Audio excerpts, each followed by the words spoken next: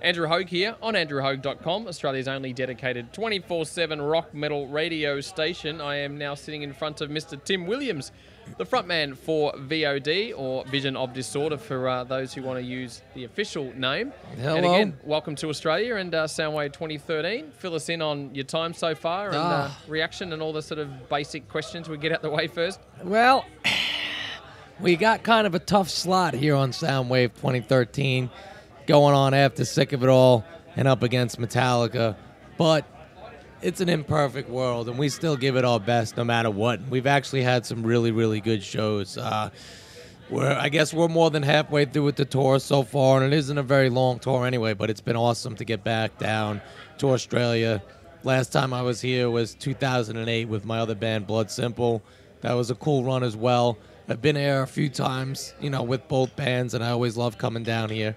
And this time has probably been the best. We've had some really, really good shows. We did some really good side wave dates with Sick of It All and Madball.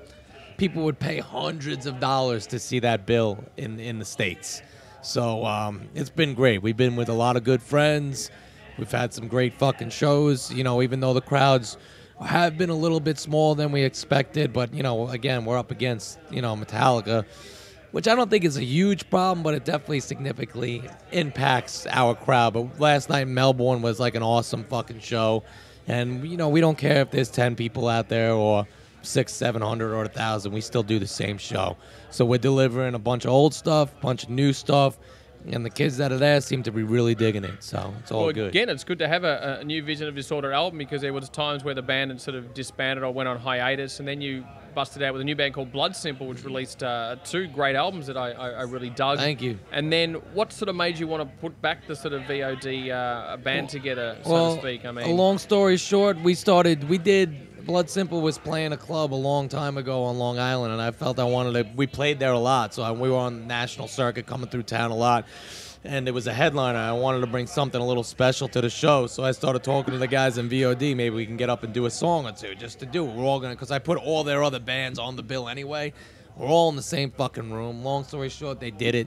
The reaction was so sick that we went and did a couple other reunion shows, and again, you know, all over the internet, people wanted to hear some new stuff, so we were like, you know, Blood Simple kind of went on hiatus, and yeah, we started writing the VOD record, and it took a while. Like 2 years later, it was done.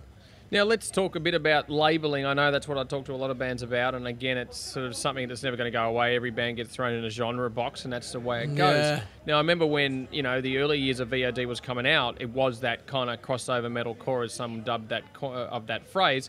Now others are sort of seeing you guys as the sort of forerunners of that scene then, but then now you look at the bands today coining that phrase. They're, you know, probably not as strong in the musical terms as VOD, because purely you guys were really melding it correctly back then, and you weren't, you know, there weren't many other bands doing it at that time. Do you feel that VOD has never really got the credit it was due for, to me, creating somewhat of a newish sort of sound around the time of the first couple of records? A lot of people, I feel like we've gotten the credit because a lot of people ask me the same question, so it's obviously out there that people think we started, or we were the first to pioneer this metalcore thing. But all we were doing is doing what we felt we wanted to do. We weren't faking it. We weren't trying to impress anybody. You know, when we get into the studio, right up to the Curse Remain Cursed, we write what we want to write. We write what we feel. If we're writing, we write whatever the hell comes out of us, and whatever comes out, we try and make it the best we can. And so, yeah, you know, a lot of people, you see interviews, they say they were influenced by us and stuff like that. You know, maybe we never got as big as a lot of these bands, but big is a very relative term, and I'd rather have respect and longevity than a one year shot to the top and then you're fucking gone, because there's 90 bands that sound like you. Well, you touched on another great topic that I've mentioned with a lot of bands about the fact that, especially the up-and-coming bands today, the big question mark is, you know, what is the longevity? Will there be, you know, the same kind of bands like your Slayers, Priests, Maidens of 30-year careers, you know, in the future as far as the next generation of heavy bands? I mean, you've definitely been at it for quite a number of years too with your band and career as well. Do you even view the future ahead with VOD at all? Do you think about it much? I don't really think about it. I just consider myself fortunate enough to be down here in 2013 in Australia getting paid to play during the summer. You know what I'm saying? I don't really think too much about it. Again, I'm fortunate. I've had a pretty good career, and all my bases are covered. So this is all for fun for me. I get away, I do my thing, and it's cool.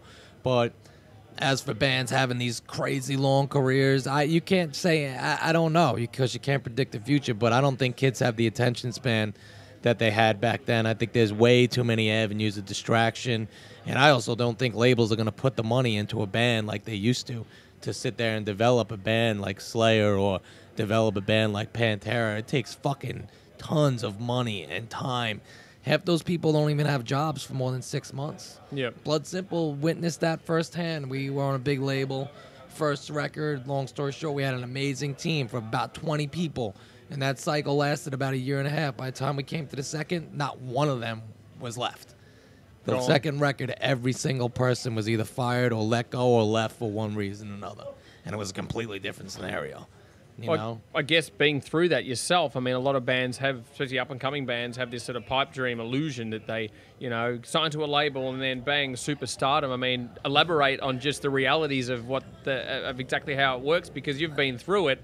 And at the time, it can certainly be crushing. What got you to push forward and just make music regardless of the downfall of the music business? In those kids' defenses, I don't think there's one person in bands who gets to a certain point think that's exactly what's going to happen to them. Yeah. Like that fucking pipe dream, and it is what it is. Maybe you'll get lucky. Maybe you'll have a good ride. The best thing you can do is just stay in the game.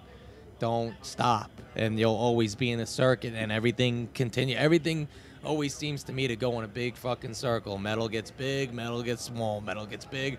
Right now it's enormous. It might not be what it was in 97, but it's still a form of metal, and it's fucking huge right now. Yep. And you just got to stay in the game. You got to stay creative and keep at it.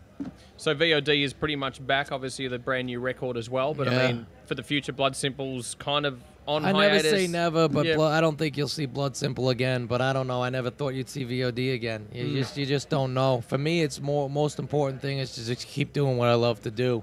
VOD is an awesome band. Blood Simple was an awesome band, and I just get some guys to play me some heavy music, and I fucking scream over it.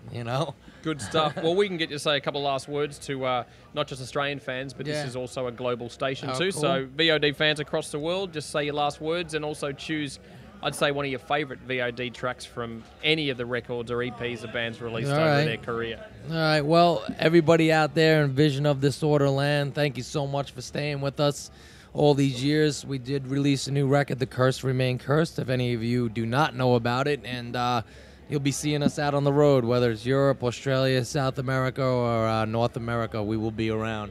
And my favorite VOD song of all time, right off the top of my head, would have to be 666 Ways to Destroy One's Ambition. Thanks for your time, Tim. Let's check out some VOD now on andrewhaug.com.